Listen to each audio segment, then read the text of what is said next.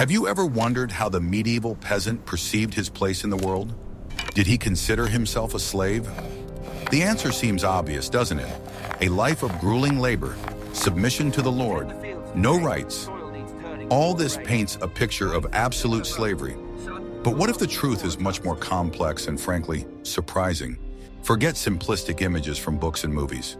The reality of the medieval peasant was filled with nuances that were invisible at first glance, where the concepts of freedom and slavery intertwined with each other in a bizarre way, forming a unique worldview. Get ready to immerse yourself in a world where legal norms were inextricably linked to everyday life, where the concepts of duty and duty were heavier than any chains. But there were unexpected forms of autonomy and even a certain pride.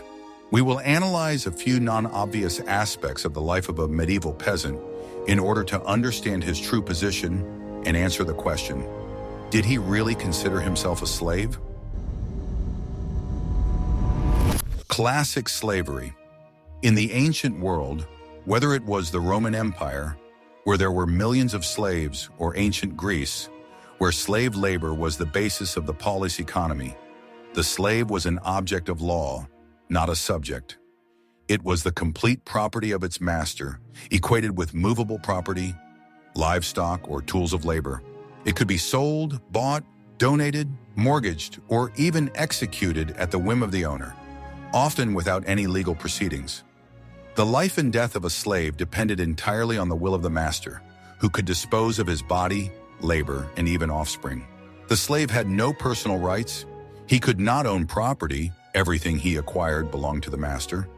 Could not enter into legally recognized marriages, although cohabitation between slaves was allowed for the reproduction of labor. Could not give evidence in court, or his testimony was of extremely low value and was often obtained under duress, by torture. His position was an absolute deprivation of liberty and dignity, and his descendants automatically inherited this humiliating status. Children of slaves were born as slaves, creating entire dynasties of the disenfranchised. In some regions of Europe, especially in the periphery or during the transition from antiquity to the Middle Ages, classical slavery persisted in various forms.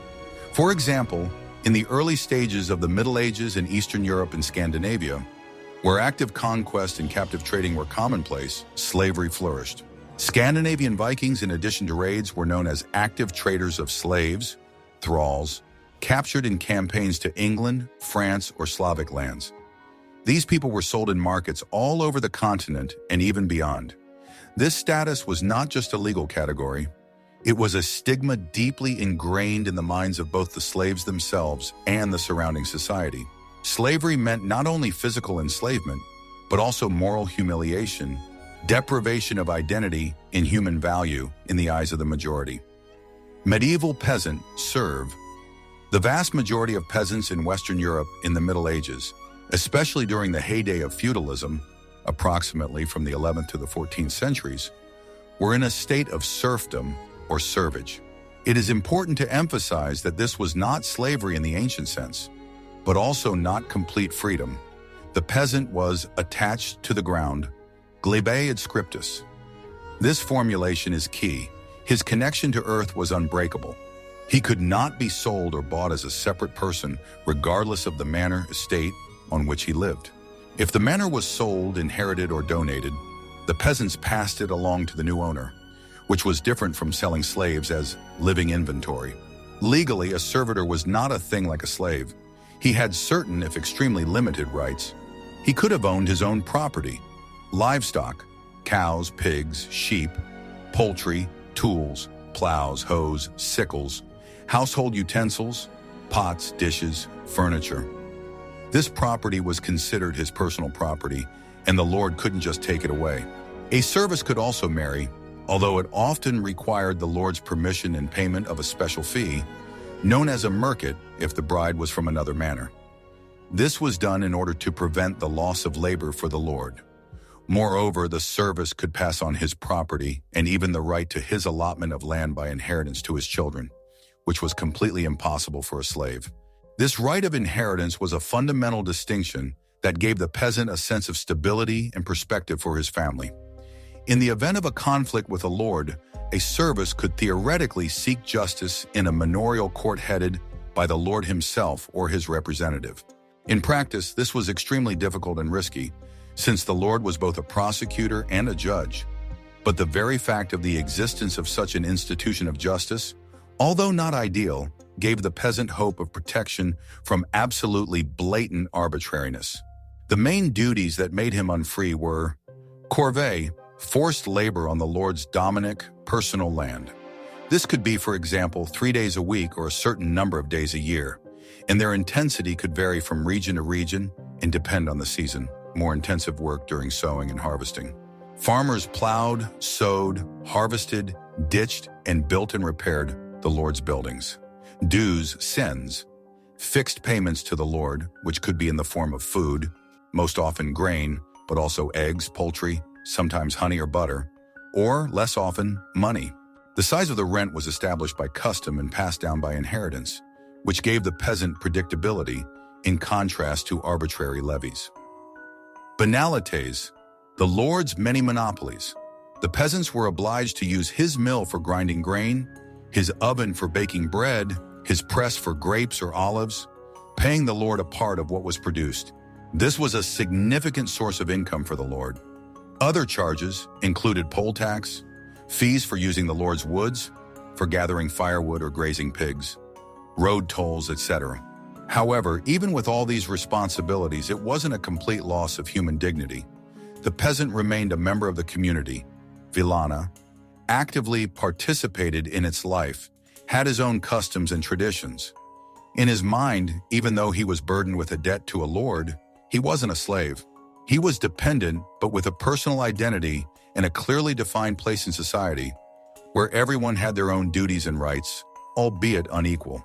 The absence of a direct act of buying and selling it as a thing, and not as labor, was a fundamental difference. The peasant had the right to his own life, family, and allotment of land, which fed him. This created a sense of stability and belonging that the slave lacked. Classic slavery. The slave's worldview was formed in conditions of complete disenfranchisement, humiliation, and constant threat.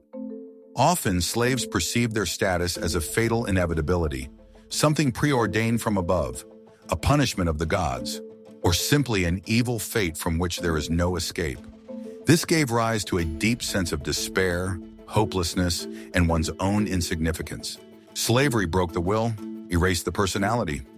In some cases, this led to violent riots, the most famous of which is the Spartacus Revolt. But such attempts most often ended in brutal suppression and new executions.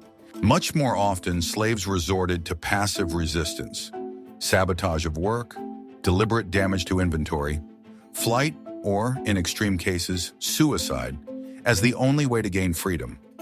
The slave's identity was closely linked to that of his master. His personal self was kept to a minimum. His name could be changed and his origin forgotten. He might yearn for his lost freedom, but he saw it as something from another inaccessible world, the world of free people, with which he had nothing in common. Medieval peasant serf. The perception of one's status as a medieval peasant was deeply rooted in the religious and social worldview of that era, where Christianity played a central role. For him, the existing order, with lords, peasants, and clergy, was divinely established and unchangeable.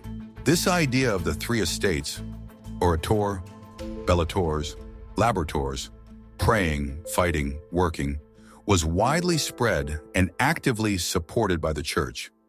Each stratum of society had its own role, its own responsibilities, and its own place in God's great plan. This was not perceived as an injustice, but as a natural harmony necessary for the functioning of the world. The peasant perceived his duties to the Lord, corvée, rent, banalities, not as humiliating slavery, but as part of the natural order of things, a kind of social contract. The Lord, sometimes an abbot or bishop, provided protection from robber raids, wars, and guaranteed relative order and justice in his territory. In return, the farmer paid for it with his labor, part of the harvest, and loyalty. This interdependence, though unequal, gave his life meaning and order. In his world, if the Lord ensured peace and justice, then the peasant was also obliged to fulfill his duties. The peasant felt himself an integral part of the community, Vilana, which had its own traditions, albeit limited, but real self-government, for example, through village gatherings, and even some influence on local affairs. He had his own family, his own house, albeit modest, one room, made of wood or clay, covered with straw, his own land inherited. In his mind, this was a fundamental difference from a disenfranchised slave. It was not abandoned, its existence was legally and socially fixed. He could be proud of his hard work, his ability to cultivate the land, which was the foundation of the whole society. Without the peasants, there would be no bread, no wine, no meat, no taxes for the lords. Although life was full of deprivation, hunger, disease, and hard work, the peasant did not feel like a slave in the sense that we understand it today, a weak-willed object with no voice and no future. He was a man burdened with duty and responsibilities, but with an integral place in the structure of the world created by God.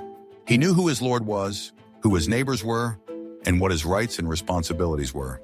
He could complain, ask for favors, resist excessive demands referring to custom. It gave him a sense of belonging, dignity, and stability that was denied to a slave who could be sold at any time, cut off from his family and homeland.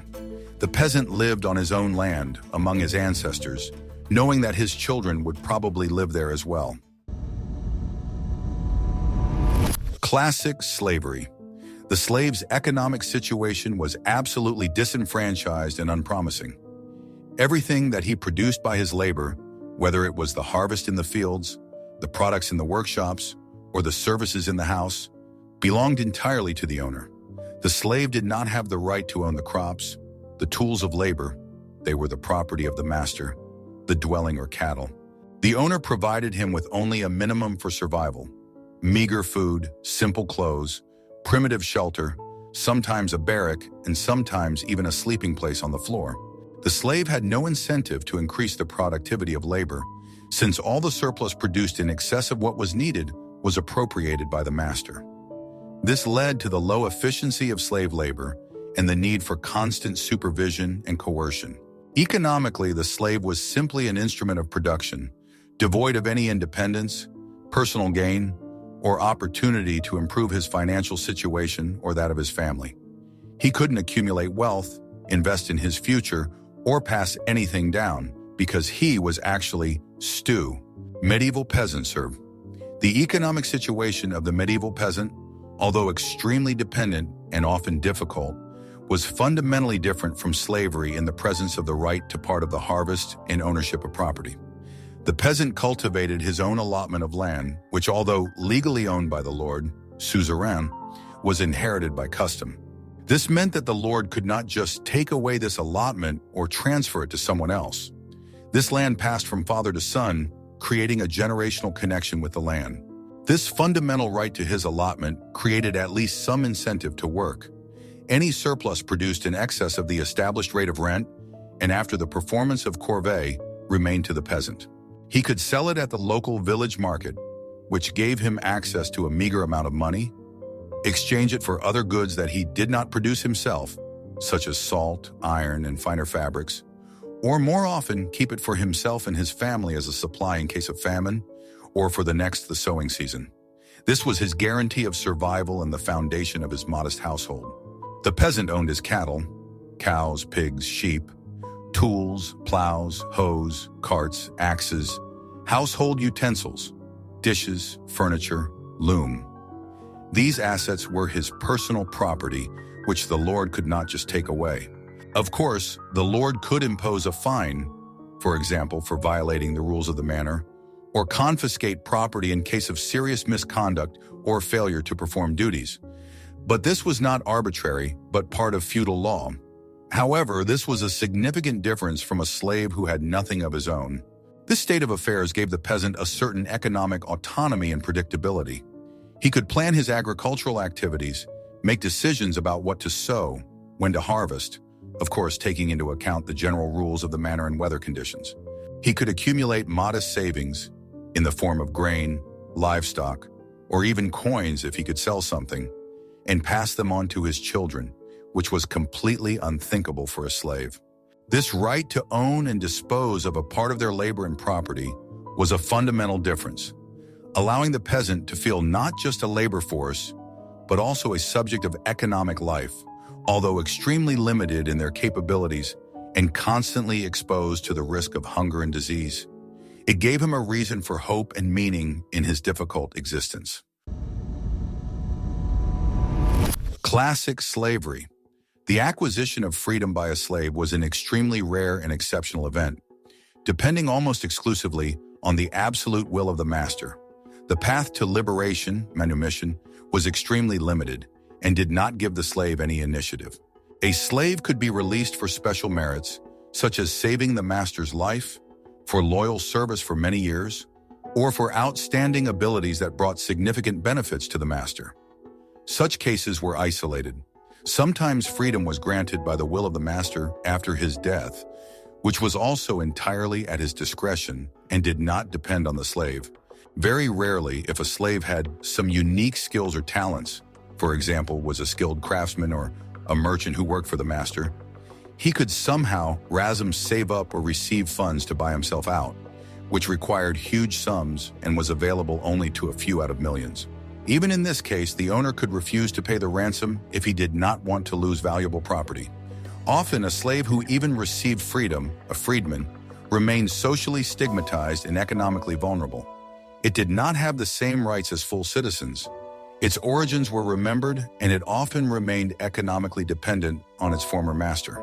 In Rome, for example, freedmen often remained in the clienteles of their former masters. Escape was the main but extremely risky route to freedom.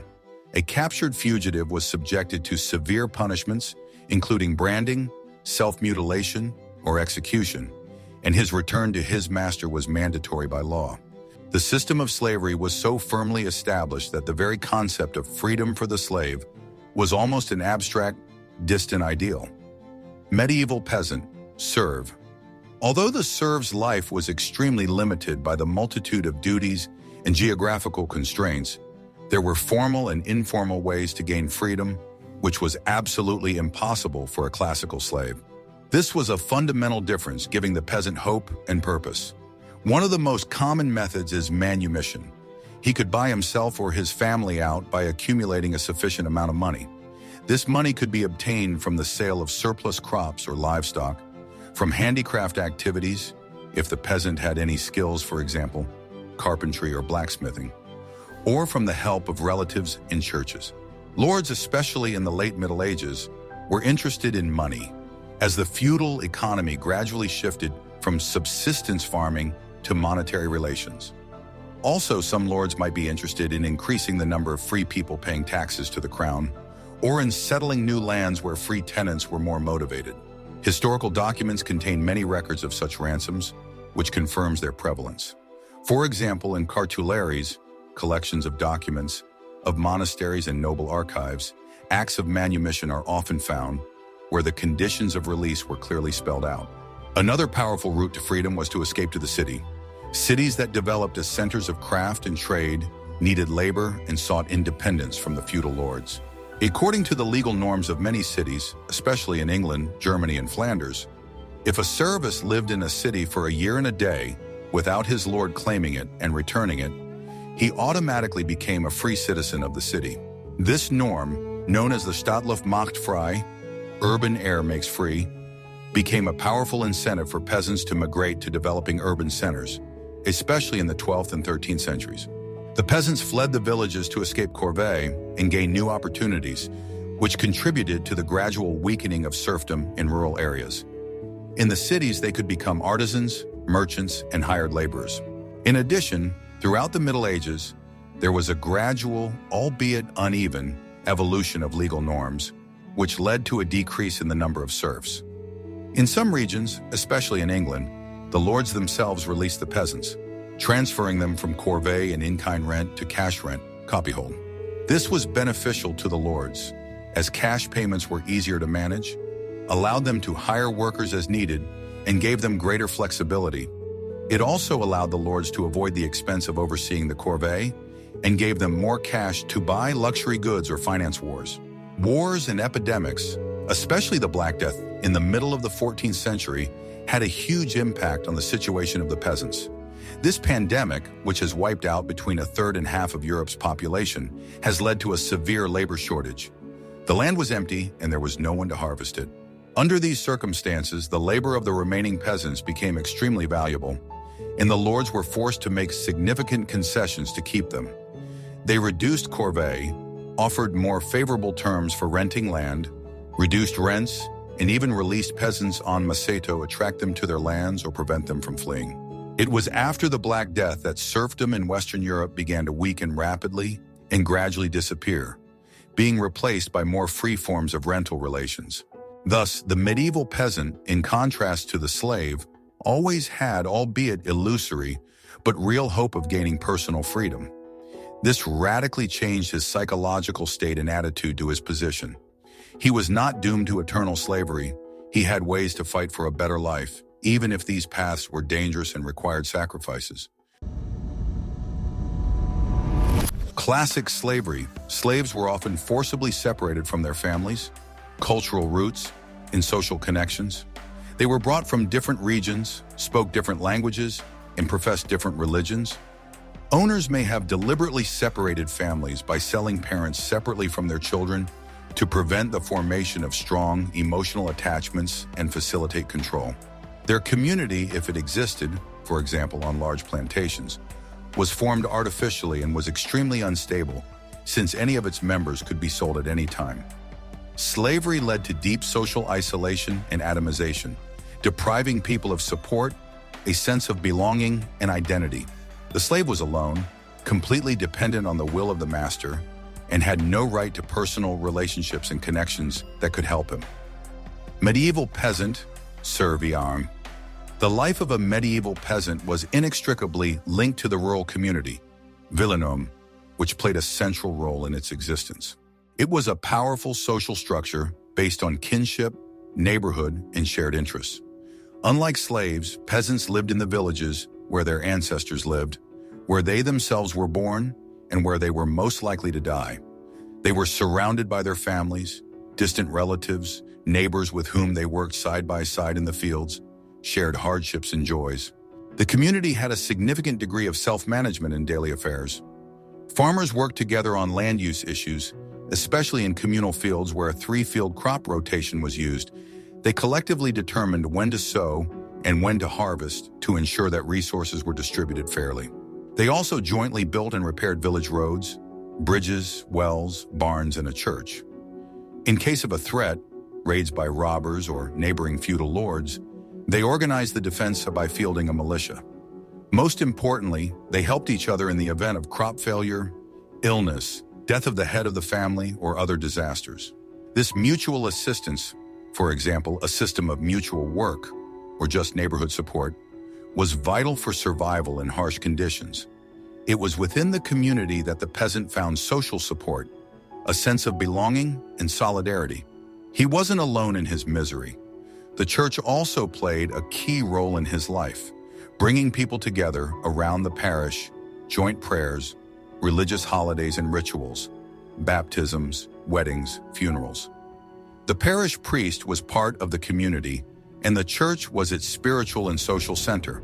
The farmer participated in community meetings, often held in the church or in the square, where decisions were made that affected everyone.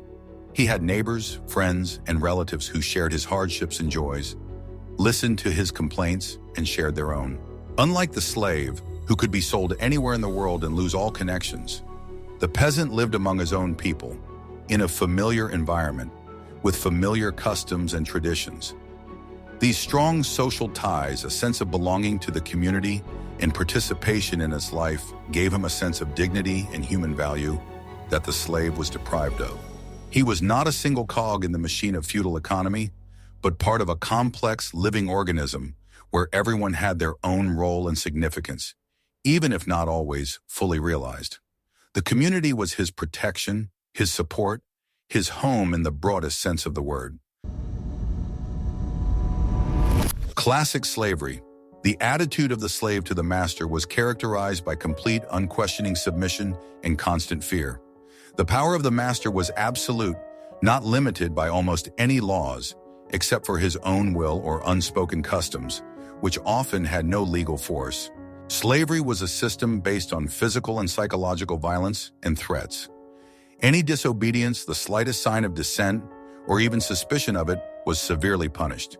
Beatings, torture, self-mutilation, and in extreme cases, death. The slave had no voice, and his pleas and complaints were meaningless. His life had no value in the eyes of the owner, except as an economic one. Medieval peasant servation. The relationship between a peasant and a lord was certainly unequal, but not based on absolute arbitrariness, as in slavery. The lord's power was limited by feudal law and custom. These limitations were the key difference. There were clearly defined and well-established rules that determined the amount of corvée, dues, duties, and services that the peasant was required to perform. These rules were often recorded in manorial registers or cadasters, which were known to both the lord and the peasants. These records served as a kind of constitution of the manner to which one could appeal. The peasants knew their duties, but they also knew their rights, albeit very limited. They could file complaints with the lord's manorial court if they felt that their rights had been violated, or if the lord or his steward demanded more than was customary. Of course, the outcome of such cases often depended on the favor of the lord, but the very fact of the existence of such a mechanism of appeal, the ability to speak in court, even against the lord, was significant.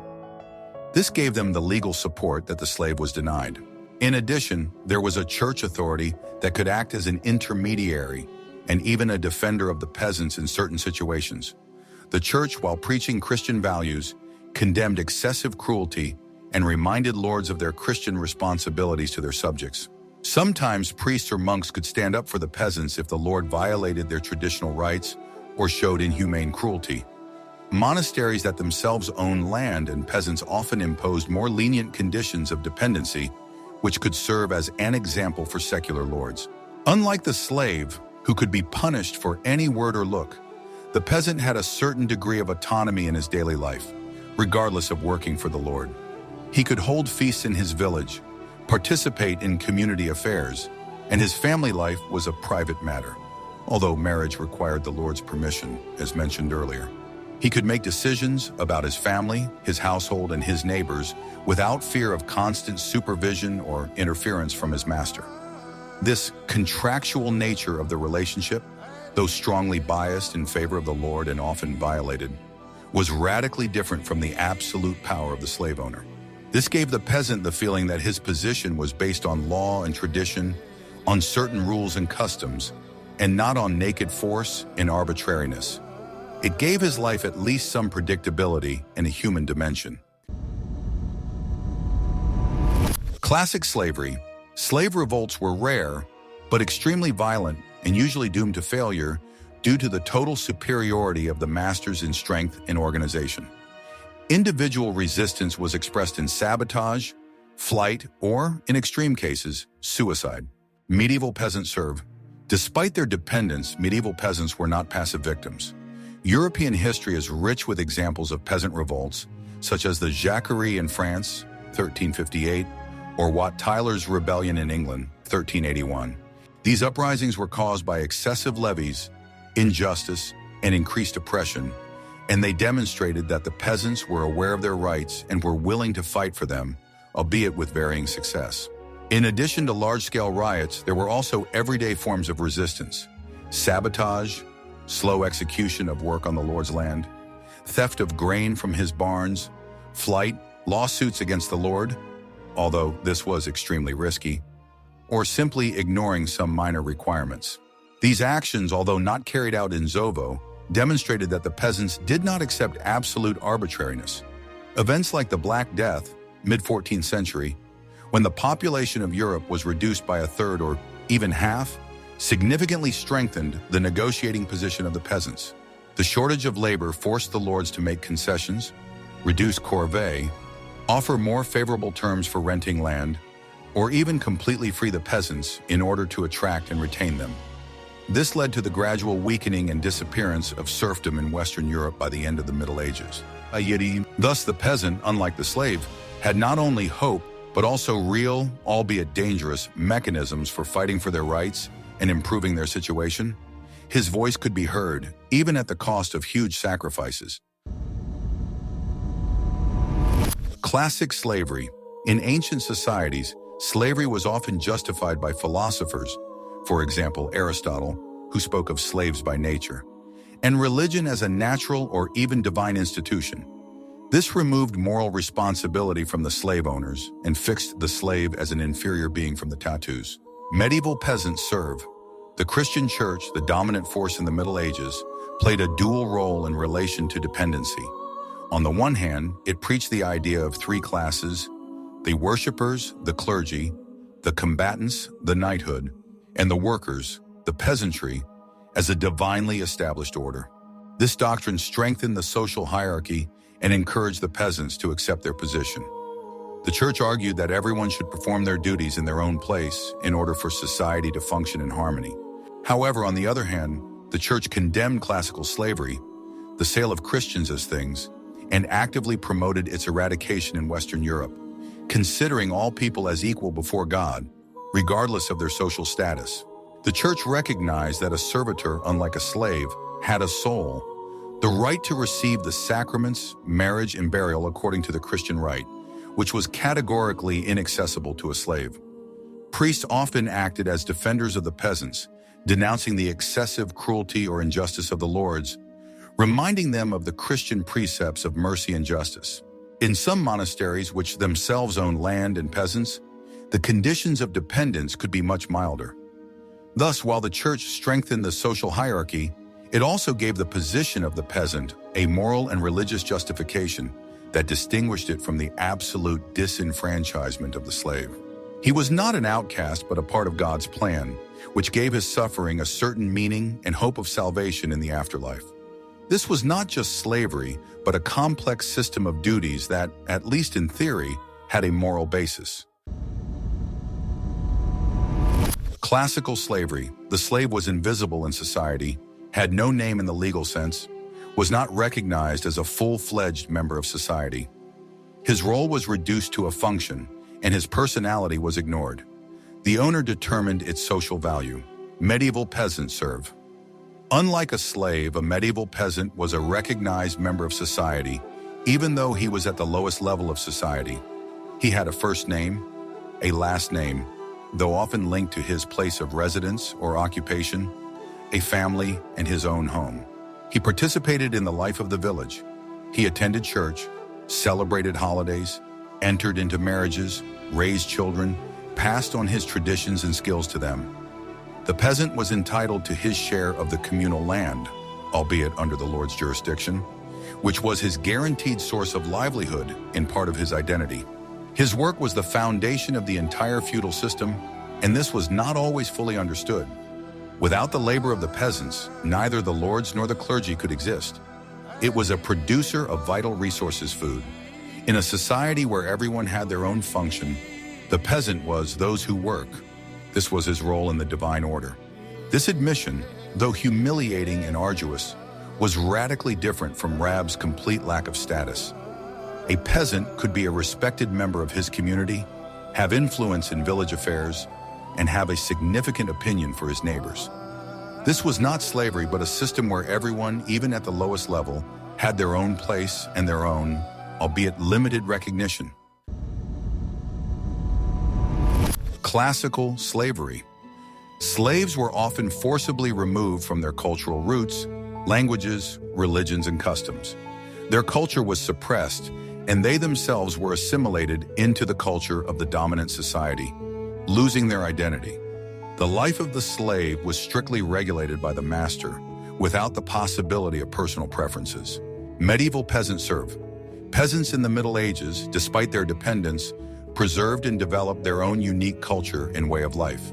They spoke their own dialects, sang their own songs, told their own fairy tales and legends, passed down their customs and beliefs from generation to generation. Their way of life, although extremely poor, was not completely regulated by the Lord, as with slaves. The peasants had their own festivals, folk festivals, and rituals, often closely related to the agricultural cycle and Christian traditions, but with a strong influence of pagan roots. They had their own homes arranged at their own discretion, within the limits of available funds, their own clothes, albeit simple, their own culinary traditions. Peasant weddings, funerals, and baptisms were significant events celebrated by the entire community. Through these cultural expressions, the peasants expressed their identity, maintained a sense of community, and preserved their identity, which was impossible for a slave whose culture was being suppressed. It was their way of keeping up the spirit, passing on the wisdom of generations, and finding joy in a hard life. They were the bearers of folk culture, which, despite the oppression of feudalism, continued to live and develop.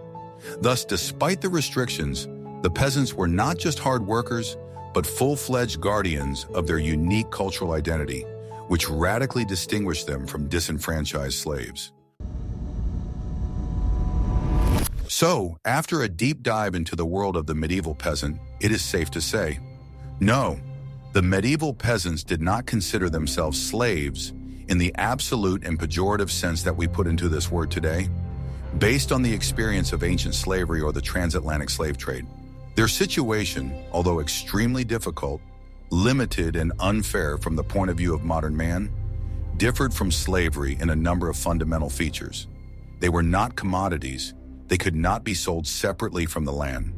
They had certain, albeit limited, legal rights, including the right to property and inheritance. They were part of a community with self-government and mutual support. Their position was due to feudal law and custom, not to the complete arbitrariness of the lord. And most importantly, they had the opportunity to protest and even gain their freedom, albeit in extremely difficult ways. The peasant perceived his place in the world as part of the divine order, where everyone performs his own function. It was not just a labor force, but a carrier of a unique culture and traditions, a living element of society, without which the existence of the nobility and clergy would have been impossible. His life was a struggle, but it was the struggle of a man rooted in his land and community, not a disenfranchised object. This understanding does not detract from the gravity of their existence and the injustice of the feudal system, but it allows us to look at the Middle Ages more objectively. The medieval peasant was a dependent, but not a slave. His chains were invisible but palpable, but they did not completely deprive him of human dignity, self-awareness, and hope for the future. And this, frankly, is amazing. If this look at history has made you think and reconsider your ideas about the Middle Ages, if you want to learn more incredible facts and uncover the ancient secrets that the past hides, be sure to subscribe to our channel. There are still many amazing discoveries ahead that can change your view of the world forever.